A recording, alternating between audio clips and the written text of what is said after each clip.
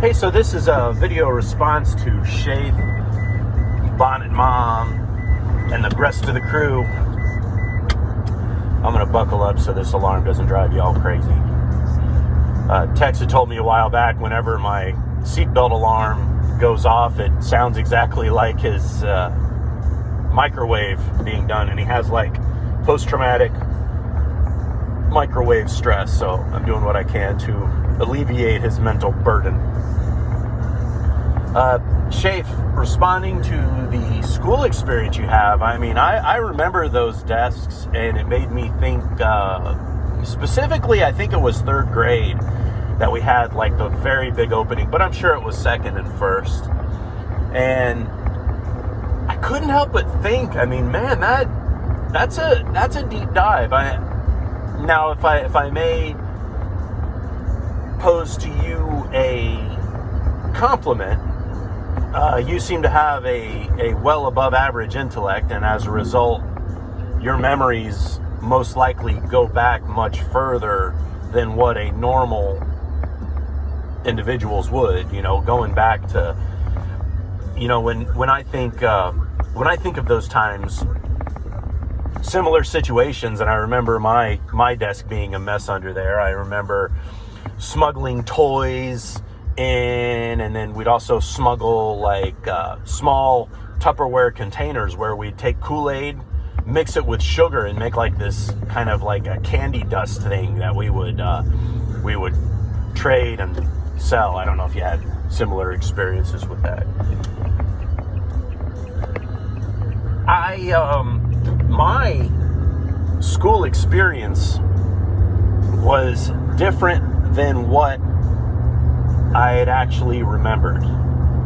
It's either that or what other people remembered was different than what my perception was of the situation. So it made me think of, I swear to you, and if anybody in our group listening is a little bit younger than us, our teachers used to be able to paddle us in at least elementary school. I think they got away from it by middle school, or it was very limited by middle school, but elementary school, they could dole out the beatings. And I remember the situation would be, it seemed almost weekly, like behavior issue. I remember the requirement would be, if your teacher deemed it necessary, all they needed was the other teacher to actually witness it, and they could give the spanking like immediate. If you look at it in today's context, it's somewhat sick. If we look at it in the context of, if a teacher is a trusted authority and the method of education is the way it is, so fucking be it. Maybe we were better for it. Because one thing that I've noticed nowadays, when I was in school, a parent, in my perception anyway, a parent, if the teacher had a problem with the student, started, the default position of the parent's position was taking the teacher's side. Like, what did you do to deserve that spanking? Whereas nowadays, it's the other way. The default position is on the child's side. Like, who are you to do this punishment to my child without my consent? And it's a strange scenario. One that Jordan Peterson, if you all know of him, he says that it's much to our social detriment that we are overvaluing our children. Which, when I first heard that we're overvaluing our children, I think of how much of a, because I'm coming towards the end of it. My daughter and my nephews, they're all like, daughter's already of age, and my nephews are, man, it's going to be a blink of an eye and they'll be of age now too. I was a helicopter parent, doing everything that I thought that I wished that I wanted when I was a child, like going to every game, every dance recital, every field trip. And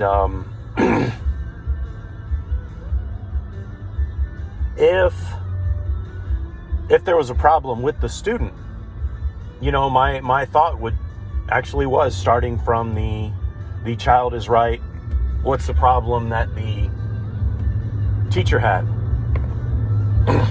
For me, though, that was until I discovered flat out my daughter would lie to me. Flat out, my nephews would lie to me. They would do what they had to do in the best way they thought to get out of trouble. And when a child, my experience, for those of you all who aren't parents, when a child lies, it's the most ridiculous thing sometimes ever. I'll give you an example. You tell your kid to take out the trash. Not a big deal. It's in the evening. Hey, listen, we like to empty the trash can every night, whether it's full, whether it's half empty, just so nothing stinks into the next day. Okay. Hey, please take out the trash. Okay. Yes, sir, I will do it. Well, you wake up in the morning and you go to work. But as you're going to work, the trash bag is next to the front door. Not out all the way to the can, which is away from the house, but the bag itself is just sitting next to the front door. So you confront the child and you say, you were instructed to take the trash out. Oh, I did. All the way to the can. Oh, yes. Yes, sir, I did. So, to be clear, trash bag from kitchen, outside, all the way to the can. Yes, sir. Then how come the bag was by the door? Oh, I don't know. So what you're saying is somebody went out to our trash can, took the bag out that you placed into the trash can and set it back by the door? That must have been it. Like, man, you're lying to me. And here's the consequences. Blah, blah, blah, blah. No video games tonight. Whatever. Fact of the matter is, kids probably as scared of the dark. I can remember being as scared of the dark when I was very young. My nephews who I don't have all the time, they're in a house that they're not usually in, and it's dark and whatever outside. And I can understand why you wouldn't want to because of that. My point is, that is exactly how the lie went down. My daughter got in trouble for bullying, and there's like a zero tolerance of bullying, and she was somewhat honest about it.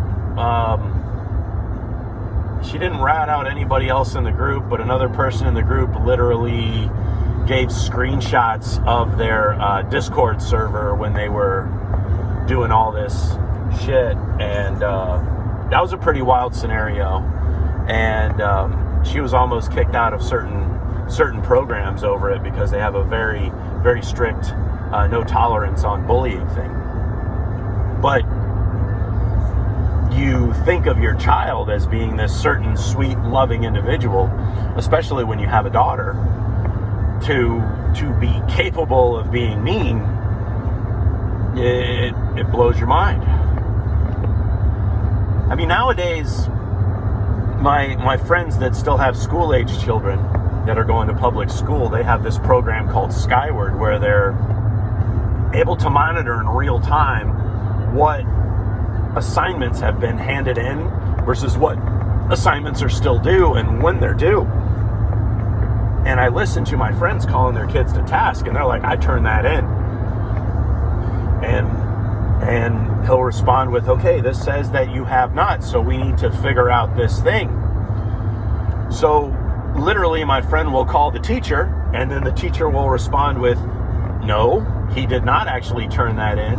This is actually an online documented thing. It's not like, they paint it like as if it's a sheet of paper that they turned in and the teacher must have lost it, when in fact this is an assignment that goes through electronically, and you can literally, there's a receipt for it, there's a whole paper trail. And then my friend confronts his son and says, the teacher says you did not. The teacher says this is not a hand-in assignment. This is actually something with through the iPad. And you see the kid go, literally caught in a lie. Sends him over to my side of the office because they're here at work with us now because it's after school. And there he does do the assignment that it's over. But, the first thing was, you got this ridiculous program. My friend calling the teacher, kind of taking the kid's side at first, all for this to run out in this own little scenario. It's the most bizarre shit ever. Man, I've got a lot to say on this. We're going to have to break this up into a couple of parts, maybe. But that is the current state of where school is right now. I want to explore a little bit into what was the original intention of public schooling, or what should public schooling be, if it is indeed necessary at all. I had kind of gotten the impression from Shafe's response and Stokes' response and Bonnet Mom's response that public schooling may in fact not be necessary. So we'll get into this a little bit more, and I'll catch y'all later.